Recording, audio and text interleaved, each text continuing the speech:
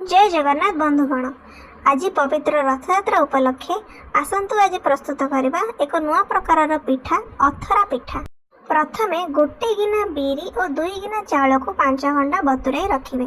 बतुरला पर चाउल और बिरी को भल भाव धोईदेवा। तापर बिरी चाउल को मिसाई भल भाव चिकन करी बाटी नेबा। एही पिठा पई बाटी थिबा बटा को बेसी पतला करबेनी, टिके मोटा रखिबा। तापर यह घोड़ाई 5 ରୁ 6 घंटा रखिदेबा।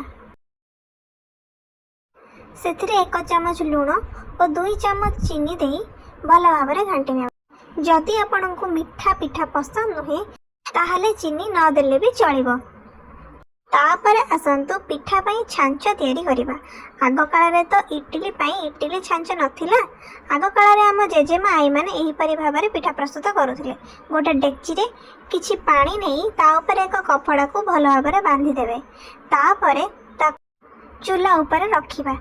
चूल्हा ऊपर रखी ता ऊपर एक ढांकुणी देबा। पानी टी किछि समय फुटी गला परे ता ऊपर एक कपड़ा देई बिरी चावल बटा को चारियाडे खेले दबा। तापर प्रस्तुत करिथिबा नडिया पुर किबा आपनकु जदि पसंद छेना पुर देई ता ऊपर बिरी चावल आउ गोटे परस्त देई ढांकुणी घोड़ाई देबा।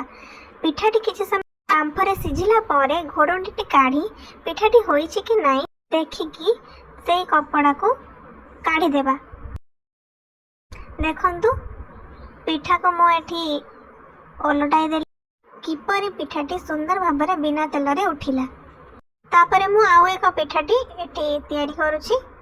आजिकली तो लोक माने निज स्वास्थ्य प्रति सचेतन होई बिना तेल रे खाद्य खाइबा को पसंद करूछंती। एही पिठाटी बिना तेल रे प्रस्तुत होईछि। पारंपरिक प्रणाली रे आग काल रे लोक माने एही परि बिना तेल रे प्रस्तुत पिठा खाउथिले, जहा फल रे सेमानंक स्वास्थ्य भल रहुथिला।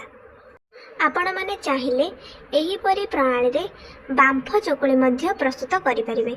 बांफ चकुली मध्य बिना तेल रे प्रस्तुत होई परिबो। देखंतु आ भितरे मोर आउ गोटे पिठा मध्य प्रस्तुत होई जाईछि। चलंतु ताकू मध्य पलटाई काटी नेबा। देखंतु मैं एटी पिठाटी को काटुछि। पिठाटी केते नरम हेछि और सुंदर भाबरे कटि जाउछि। आमर अथरा पिठा बा बांफ पिठा प्रस्तुत हो जाइछि। आपण मानकु जदि ए वीडियोटी पसंद आसीछि ताहले आपण माने घरे निहाती थरे ए पिठा को प्रस्तुत करंतु। आउ किपरे लागिला मते कमेंट रे लिखिबाकू जमारू भूलिबेनी। जदि आपण मो चैनल रे नुआ अछंती तेबे मते सब्सक्राइब करबाकू भूलिबेनी। आउ सब्सक्राइब करिके बेल आइकन दाबे देबे, जहा फल रे मो अथवा वीडियोटी आपणक पाखरे प्रथमे पहुंची परिबो। वीडियोटी भल लगी लाइक और शेयर करेंगे। रहिली नमस्कार। जय जगन्नाथ।